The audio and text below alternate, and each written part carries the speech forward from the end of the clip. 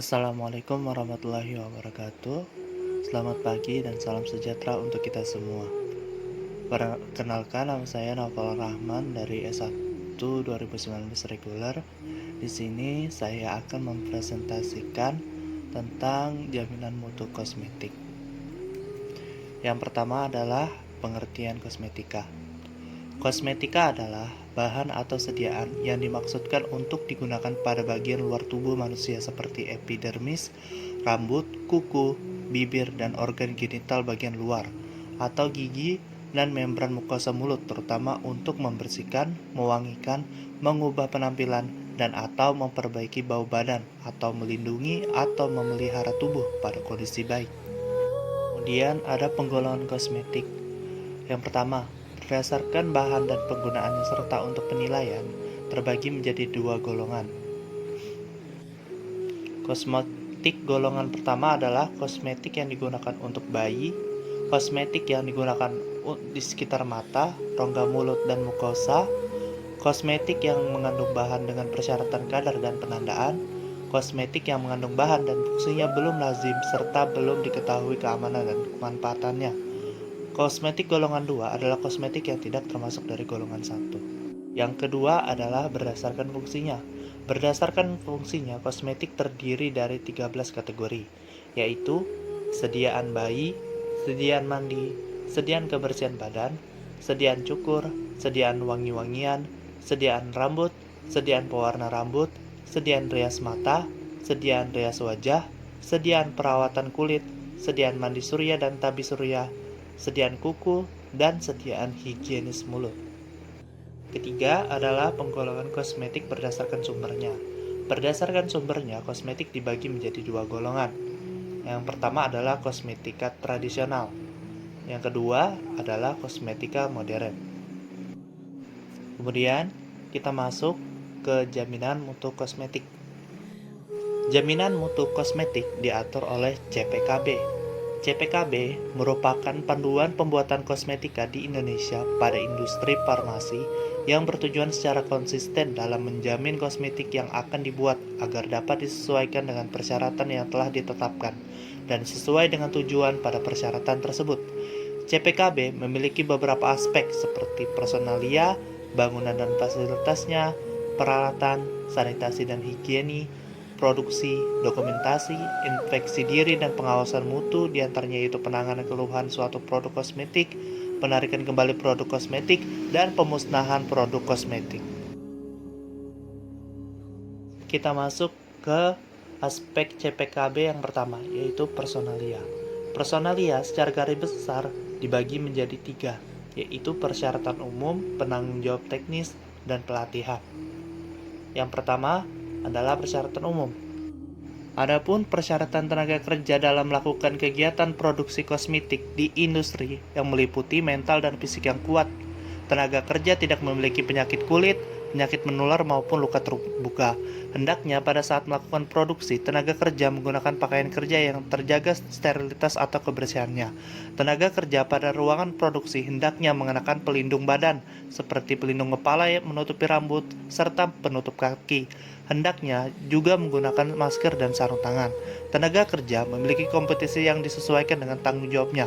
Tenaga kerja memiliki kesadaran serta tanggung jawab dalam menerapkan cara produksi kosmetika yang baik.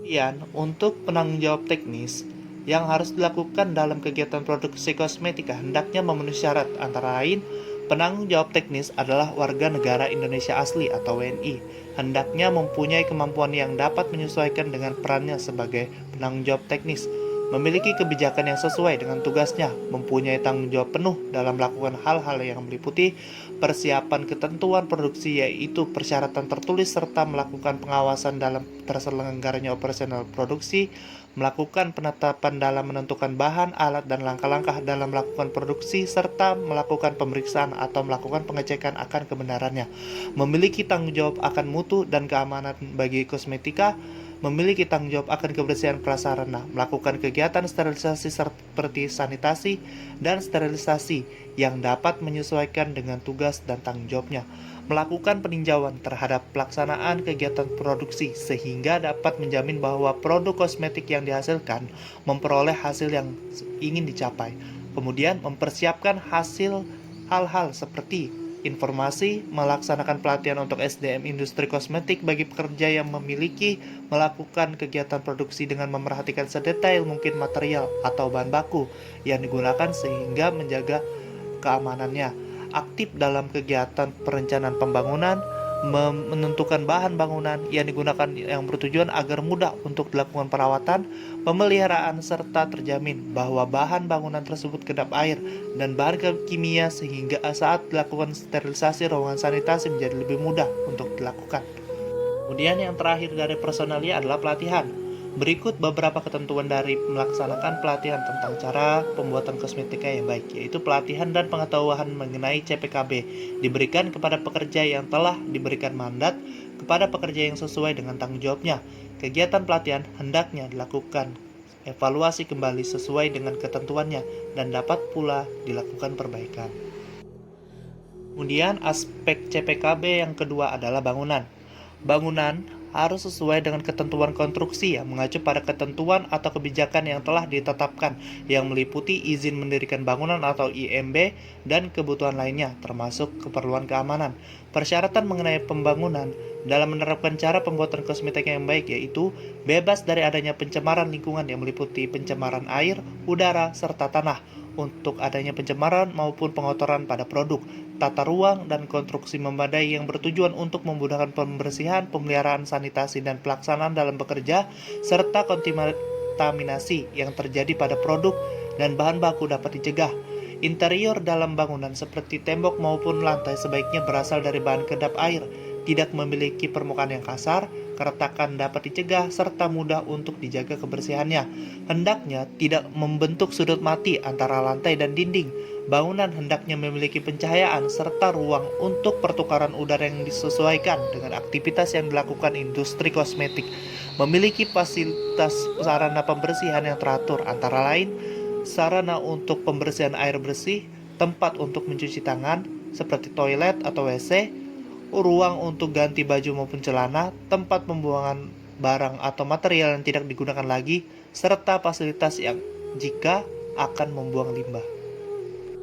Kemudian kita masuk ke aspek yang ketiga dari CPKB yaitu peralatan. Perancangan dan konstruksi alat-alat yang digunakan hendaknya memperhatikan hal-hal berikut. Pertama, permukaan tidak boleh reaktif, adiktif maupun absorptif. Dapat dibersihkan dengan mudah. Tidak boleh memberi pengaruh terhadap produk melalui kebocoran, ketidaktepatan pemeliharaan, dan lain sebagainya. Harus menggunakan bahan anti ledakan untuk memproduksi produk yang menggunakan bahan mudah terbakar. Untuk memelihara, membersihkan, atau mengatur peralatan diperlukan hal sebagai berikut. Yang pertama adalah jadwal tertulis, kemudian instruksi khusus jika diperlukan pengaturan alat, dokumentasi aktivitas pemeliharaan alat, pengecekan secara periodik, audit aktivitas dan dokumentasi proses inspeksi. Peralatan pengukuran harus dikalibrasi berdasarkan jadwal tertulis yang juga berisi instruksi spesifik serta batas akurasi dan presisi masing-masing alat. Semua data harus didokumentasikan. Kalibrasi yang benar dan dilakukan secara periodik akan menjamin peralatan memberikan akurasi sesuai keinginan. Kemudian aspek yang keempat dari CPKB adalah sanitasi dan higiene. Hendaknya dilakukan suatu usaha yang menjamin kondisi produk kosmetik agar kondisi produk yang sesuai dengan persyaratan yang telah ditentukan yang berkaitan dengan kesehatan. Usaha tersebut hendaknya diterapkan pada pekerja, peralatan, bahan, bangunan, pengemas, proses produksi, dan sumber dari adanya pencemaran suatu produk kosmetik. Hal-hal yang menyebabkan terjadinya pencemaran hendaknya ditiadakan dengan melakukan sterilisasi seperti melaksanakan sanitasi serta higiene yang dapat memenuhi seluruh ruang lingkup. Kemudian kita masuk ke aspek CPKB yang kelima yaitu pengolahan dan pengemasan. Secara garis besar, pengolahan dan pengemasan dibagi menjadi tiga, yaitu bahan baku dan bahan pengemas, pengolahan, dan pengemasan. Yang pertama adalah bahan baku dan bahan pengemas. Bahan baku serta pengemas sebaiknya tidak memiliki dampak yang berbahaya, serta harus sesuai dengan ketentuan mutu yang telah ditetapkan. Bahan baku serta ketentuan mutu yang belum ditetapkan pada buku resmi dapat berpedoman pada referensi lainnya yang telah mendapat persetujuan dari Ditjen POM, Departemen Kesehatan Republik Indonesia. Bahan baku dan pengemas hendaknya tidak memakai suatu bahan yang tidak diperbolehkan untuk menghasilkan produk kosmetika. Metode pengujian serta spesifikasi bahan pengemas dapat dilakukan penetapan bersama dengan produsen serta pemasok. Bahan baku serta pengemas dari pemasok agar diperiksa terlebih dahulu sehingga memperoleh persetujuan dari bagian pengawasan mutu pada produk kosmetik dan pelulusan. Bahan baku yang diperoleh industri kosmetik dari pemasok sebaiknya dilakukan penyimpanan yang mengikuti persyaratan pada peraturan yang berlaku atau buku resmi. Bahan baku serta bahan pengemas yang merupakan persediaan sebaiknya dilakukan pemeriksaan dan pengujian ulang secara teratur serta bekal yang bertujuan untuk memperoleh mutu dari bahan baku dan pengemas pada keadaan yang bagus atau tidak rusak. Bahan baku serta pengemas yang dapat dipakai dalam proses produksi hendaknya ditandai tanda pelulusan dari uji yang telah dilakukan. Perhitungan, penimbangan, serta penyerahan bahan baku serta bahan pengemas sebaiknya hendak ditulis serta harus dilakukan pembuktian akan kebenarannya. Yang kedua adalah pengolahan. Seluruh peralatan dan bahan yang dipakai hendaknya mengacu pada ketentuan tertulis yang bertujuan untuk mencegah terjadinya pencemaran serta kekeliruan. Kondisi pada sekeliling tempat pengolahan sebaiknya tidak meliputi alat, bahan, produk, serta dokumen yang tidak dibutuhkan. Sebaiknya dilakukan pencegahan akan adanya pencemaran silang antara produk akibat dari adanya beberapa pengolahan produk kosmetika pada waktu yang berurutan ataupun sama, dan pengolahan tersebut dilakukan dalam ruangan yang sama. Aktivitas pengolahan pada suatu kondisi sebaiknya diterapkan pengawasan yang baik seperti pengaturan pada tekanan, temperatur, kelembapan, serta waktu. Sebaiknya dalam proses produksi diterapkan pengawasan yang bertujuan untuk mencegah adanya kerugian akan produk jadi kosmetika. Produk antara serta ruahan dilakukan penyimpanan dengan mencantumkan label pada wadah agar diketahui identitas nomor kode produksi yang disimpan dalam wadah dengan label identitas nomor kode produksi sehingga pencemaran dapat dicegah. Ketiga adalah pengemasan. Pada pengemasan, hendaknya dijamin kebenaran identitas, bahan pengemas, mutu produk ruahan, penandaan, serta keutuhan sebelum dilakukan proses pengemasan. Hendaknya pada proses pengemasan mengacu pada persyaratan tertulis.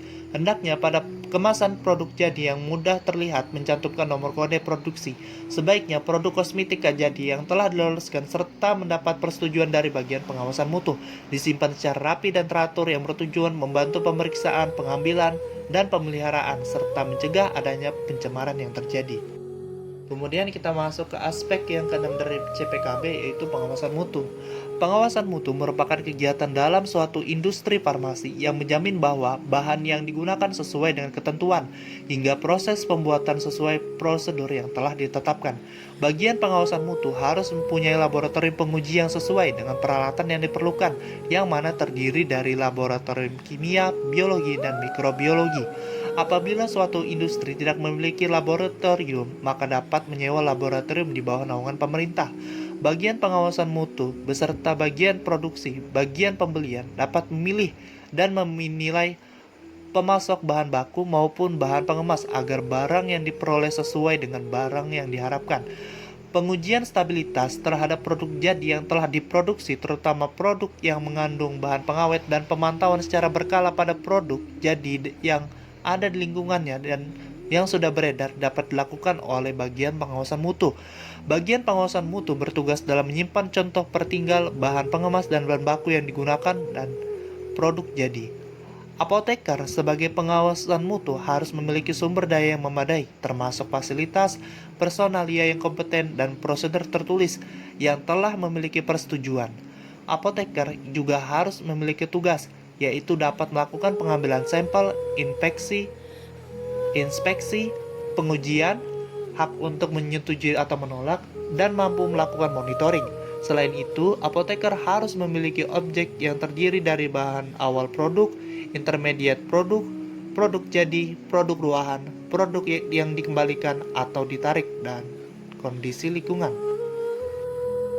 Kemudian aspek yang ketujuh adalah inspeksi diri. Inspeksi diri pada suatu industri farmasi dilakukan secara teratur agar semua proses produksi dapat memenuhi kriteria cara produksi kosmetika yang baik. Selama proses produksi, produk yang memiliki kekurangan harus dapat diperbaiki. Dan aspek yang berikutnya adalah dokumentasi. Instruksi produksi kosmetika yang menyangkut dalam suatu industri farmasi kosmetika harus sesuai serta jelas dan dilakukan secara tertulis. Sistem dokumentasi menyangkut riwayat proses produksi dari pembuatan produk hingga proses distribusi, sehingga dapat dilakukan pencarian produk kembali dengan nomor batch yang tersedia dari produk. Menurut ASEAN GMP, berikut jenis dokumen untuk kosmetik antara lain yaitu dokumen manual kualitas yang berisi aturan kualitas, standar kualitas, struktur organisasi dan tanggung jawab, serta prosedur, instruksi, dan sumber daya untuk mengimplementasikan manajemen kualitas. Dokumen prosedur kualitas berisi tentang cara kerja, kontrol, dan pencatatan yang harus dilakukan atau SOP. Dokumen instruksi kerja yang berisi instruksi spesifik dan teknis mengenai prosedur kerja serta dokumen data kualitas berisi semua data, grafik, tabel hasil pendataan. Kemudian, aspek yang terakhir adalah penanganan terhadap hasil. Keluhan dan laporan dari konsumen yang menyangkut mutu, keamanan, dan hal-hal yang menimbulkan kerugian harus dicatat, diperiksa, dievaluasi, dan ditindaklanjuti. Produk kosmetika yang terbukti menimbulkan efek samping dan memiliki mutu serta keamanan yang tidak sesuai dengan standar, maka produk tersebut dapat ditarik dari peredaran dan dimusnahkan. Sekian dari presentasi saya yang dapat saya sampaikan pada kesempatan hari ini. Kurang lebihnya mohon maaf. Terima kasih. Wassalamualaikum warahmatullahi wabarakatuh.